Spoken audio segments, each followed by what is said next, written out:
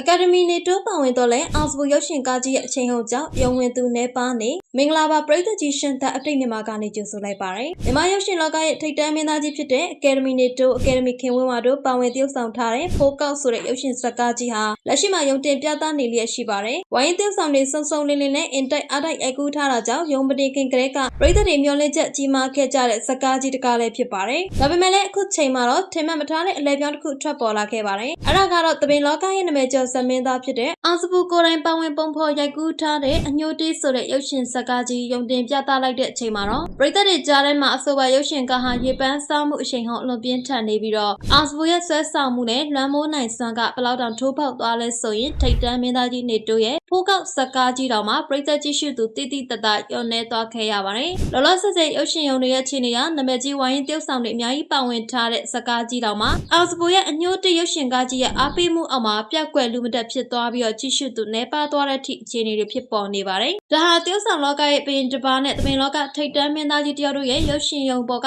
ပြိုင်ဆိုင်မှုဖြစ်ပရိသတ်တွေကြားထဲမှာအထူးစိတ်ဝင်စားစရာဖြစ်နေတဲ့အကြောင်းတင်ဆက်ပေးလိုက်ရပါတယ်။ခုလိုနုပညာနဲ့ဆယ်လီတို့ရဲ့သတင်းထူးသတင်းဥတွေကိုတင်ဆက်ပေးနေတဲ့ကျမတို့ရဲ့ The Update မြန်မာ Channel လေးကို like and follow လုပ်ပေးဖို့တောင်းဆိုချင်ပါတယ်။အားလုံးကိုကျေးဇူးတင်ပါတယ်။